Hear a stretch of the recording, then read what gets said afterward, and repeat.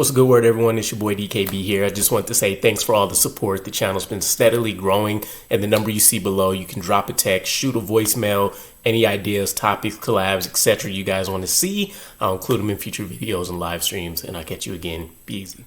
What's a good word, Jets fans? It's your boy DKB here. And for as much slack as Aaron Glenn is getting for maybe some inconsistent messaging in terms of the bravado he had upon getting hired and what we're hearing now in some of his more recent press conferences where he's not necessarily begging for the patience and time, but that's effectively what's going on here, right? We don't have all the pieces that we're going to need necessarily to start winning, and we also sold off two of our cornerstones on defense that could have helped accelerate winning, at least on that side of the ball, even if it was more short versus long-term gains there. But we have more wild news coming out even after the NFL trade deadline, where you expected things would have cooled out for a bit. And Jamien Sherwood admitting that he's been benched going into this Browns game versus the Cleveland Browns. And he's effectively lost his starting role, at least in the meantime, to Kiko Mauigoa, right? 5th round pick, I believe.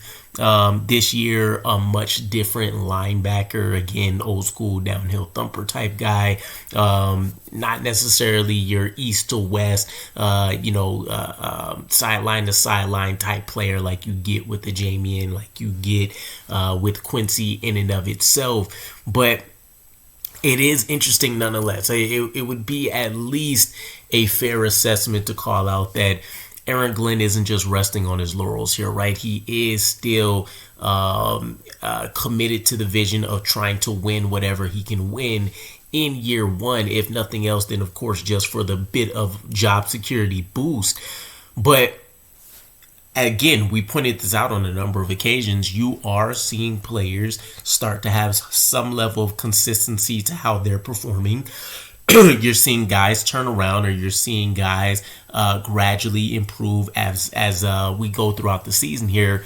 Kiko being one of those guys. Now, he did have one really, really impressive game, and then that's been sandwiched in between a couple outings where, again, it looks like he's a rookie, a guy that's technically still out of place in his scheme, or at least has a clashing skill set with some of the players around him that's going to be in his immediate supporting cast at the second level. But a shocker nonetheless, right? So his direct comments, he said, "My coaches told me I was underperforming, that I've been underperforming since training camp."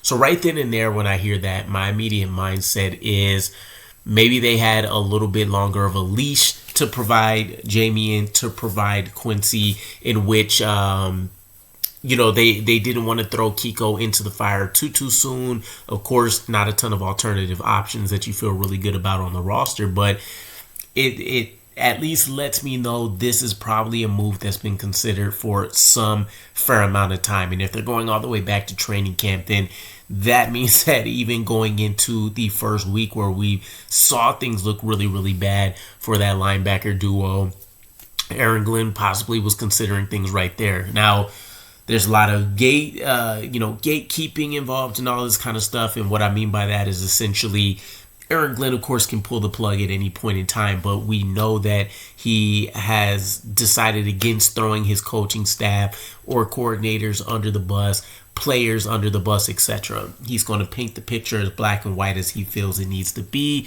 And then he's, we heard in the press conferences, right? His decision-making, his reasoning, all that kind of stuff, he's going to keep between players, etc.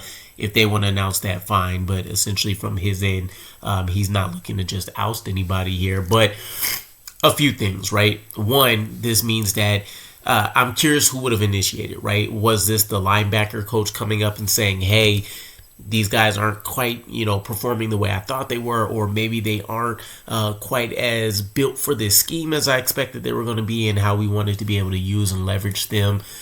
Was it Aaron Glenn recognizing this and letting the coaching staff know, hey, we need to try to rework this operation and figure out how to utilize them, even if we need to go back to more of those Robert Saleh principles where they looked really good? Or is this a situation where the coaching staff collectively just, Steve Wilks, Aaron Glenn, linebacker coaches escaping me, but the guy that we picked up from the Steelers, what are you to do here, right? And the numbers support that. The film itself definitely supports what looks like a pretty significant enough step back in how we've seen Quincy Williams put up production out there on the field. And I don't think it's a matter of there being an age issue. This is a guy that I think the way that he was playing still has, 2 to 3 years of probably some upper tier play that you can squeeze out of him, assuming that he's going to be, in the right position.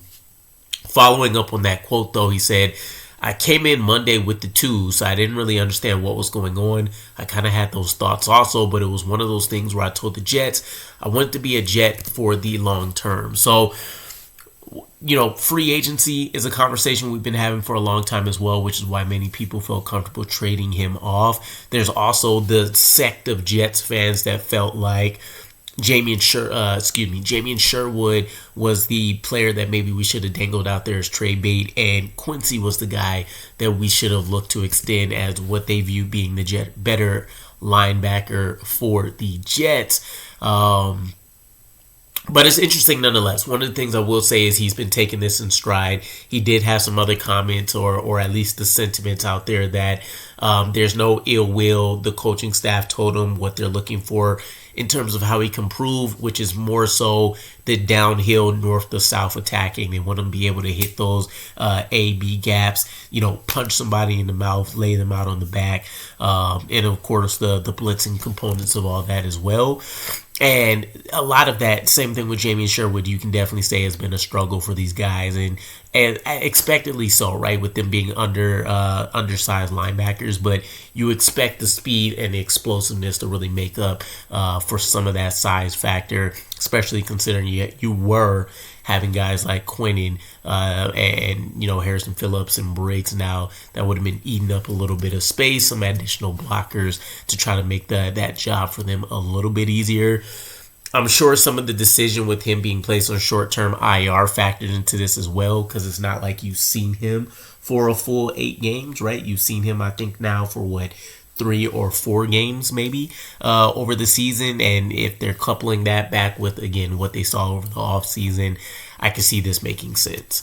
Now, one of the final things here, wrapping up thoughts, is he did point out as a backup, he's not necessarily sure what his role is going to be. And when I hear that, a lot of times I think these players are just defaulting to meaning they don't know how much they're going to play, right? What does that look like? Is he just going out there in terms of, is Kiko Mauigoa just being rolled out as a starter and name only? Meaning, he sees the first snap, maybe the first series, and then it's mostly the Quincy Williams show? Or is this legitimately Kiko Mauigoa getting a chance to step into the role, Aaron Glenn committing to more of a youth movement, playing guys like Kiko, playing guys like Azarie? Malachi already has a starting role out there, right? What exactly is going to be the shift in mentality here? And can he actually recapture, right? You would expect it to be the case. And I think that's where the storyline for this is going to continue in regards to not only can he be extended, but if the Jets will want to go that route, right? Obviously, talent-wise, I think there's no question where he ranks within the linebacking group. But the play isn't matching up with, what we expect to see here. So can't really knock Aaron Glenn and the staff for this. I will say it is still a shocker. And I'm curious to see what the splits will be looking like now for the Browns game, and definitely for the foreseeable future. If Kiko can't recapture some of that form that we saw from him, there's a legit argument to make about giving him most of the snaps to make sure you can try to progress his development, and maybe he turns into something unexpected for you. Again, as a day 3 guy, that'd be a huge win for us. Obviously, a ton of cap savings when you want to talk about the potential contract situation for Quincy there. But let me know what you guys think about this whole situation, and I'll catch you guys again. Appreciate the support as always. Peace.